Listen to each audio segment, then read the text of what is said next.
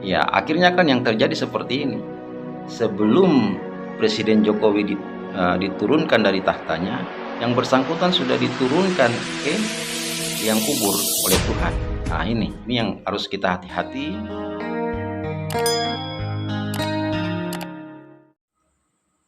Shalom saudara-saudara, selamat datang kembali di channel kami Gospel News bersama saya Bung Spen dari Jayapura.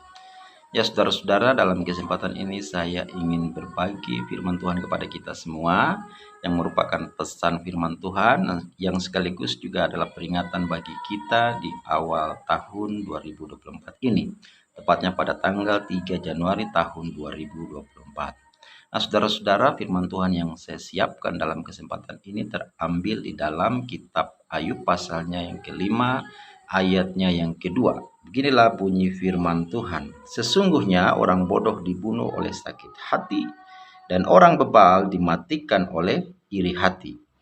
Sekali lagi, sesungguhnya orang bodoh dibunuh oleh sakit hati, dan orang bebal dimatikan oleh iri hati. Nah, saudara-saudara, jelas di sini bahwa ada dua tipe orang. Yang pertama adalah orang bodoh. Firman Tuhan katakan bahwa orang bodoh itu dibunuh oleh sakit hatinya, dan orang bebal dimatikan oleh iri hatinya. Ya, jadi orang yang bodoh dan orang yang bebal itu dimatikan karena sakit hati dan iri hatinya. Ya, oleh sebabnya menjaga hati adalah perkara penting dalam kehidupan kekristenan kita dan juga semua orang. Ya, saudara, saya menarik kebenaran firman Tuhan ini kepada kehidupan nyata, di mana pada hari kemarin itu saya mendengar berita bahwa Pak Rizal Ramli ini dia meninggal dunia. Ya, siapa Pak Rizal Ramli ini? Pak Rizal Ramli ini dia adalah mantan menteri dari menterinya Pak Joko Widodo. Jadi dia ini pernah jadi menteri lalu dipecat. Kalau tidak salah dia jadi menteri itu selama 2 tahun lalu dipecat karena mungkin kinerjanya kurang bagus atau gimana, saya tidak paham soal itu.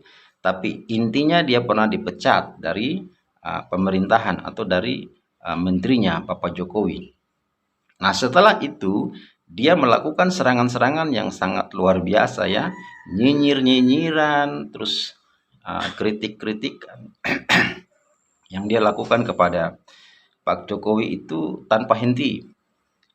Setiap ucapan dan kata-katanya itu mengandung kritikan, mengandung serangan, mengandung cacian juga, lalu nyinyiran. Pokoknya semua itu dilakukannya kepada Presiden Jokowi secara pribadi dan juga kepada pemerintahan Jokowi. Ya. Nah, dari sini bisa terlihat bahwa dari setiap sikapnya dan juga kata-katanya bisa terlihat bahwa beliau ini sebenarnya bermasalah dengan hatinya. Ada kemungkinan dia mengalami dua hal tadi yang dikatakan oleh firman Tuhan, yaitu sakit hati dan iri hati. Karena dia dipecat dari kementerian begitu. Dan orang-orang yang pernah dipecat oleh Pak Jokowi punya kemiripan sikap ya, seperti Pak Anies Baswedan dan juga Refli Harun. Terus siapa ini? Roy Suryo. Nah, jadi mereka yang pernah dipecat oleh Pak Jokowi itu melakukan serangan-serangan, melakukan kritik-kritikan dan juga nyinyir-nyinyiran kepada pemerintahan Jokowi. Ya. Lalu mereka juga secara khusus untuk Pak Rizal ini, beliau ini kan adalah salah satu orang yang menghendaki untuk pemaksulan Pak Jokowi, untuk menurunkan Pak Jokowi dari tahta kepresidenan. Ya, saudara, ini bahaya. Kenapa? Karena pemerintah itu wakil Allah. Allah yang mengangkat pemimpin, begitu. Pemerintah itu diangkat oleh Allah. Jadi kalau siapa yang mau menurunkan pemerintah yang diangkat oleh Allah, itu sama saja melawan Allah begitu. Dan itu bisa berbahaya bagi diri sendiri. Ya, akhirnya kan yang terjadi seperti ini. Sebelum Presiden Jokowi diturunkan dari tahtanya, yang bersangkutan sudah diturunkan ke liang kubur oleh Tuhan. Nah, ini yang harus kita hati-hati.